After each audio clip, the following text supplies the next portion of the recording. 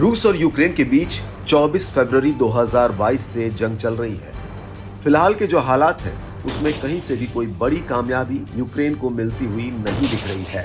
NATO देशों को मिलने वाली मदद भी लगभग रुक सी गई है और ऐसे में एक दबाव पश्चिमी देशों का ये आ रहा है कि जेलेंस्की रूस के साथ समझौते की दिशा में कदम बढ़ाएं, लेकिन यूक्रेन इस पर राजी नजर नहीं आ रहा है। खासतौर से युद्ध के दौरान अपने खोए हुए इलाकों को वापस पाने की दिशा में रूस ने शुरुआती दौर में ही यूक्रेन के 4 इलाकों डोनेट्स्क, लुहांस्क, खेरसोन और ज़पोरिज़िया को रूस में शामिल कर लिया था।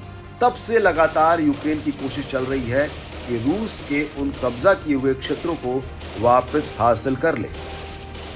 ऐसी ही एक जबरदस्त कोशिश यूक्रेन की तरफ से की गई है, जो रूस के लिए एक बड़े झटके जैसा है। रूस ने भी पहली बार स्वीकार किया है कि कुछ यूक्रेनी सेनाएं निप्रो नदी के पूर्वी तट को पार कर गई है, जिसे रूस यूक्रेन के सैनिकों के लिए एक बड़ी बाधा के रूप में देख रहा था।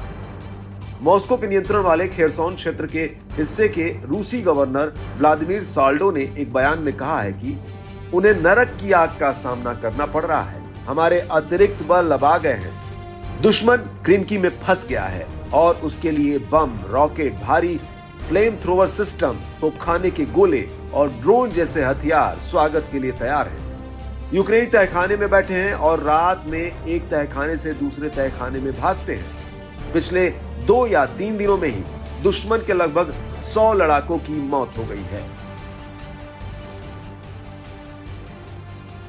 लेकिन साल्डो के दावे से अलग यूक्रेनी अधिकारियों ने एक अलग तस्वीर पेश की है।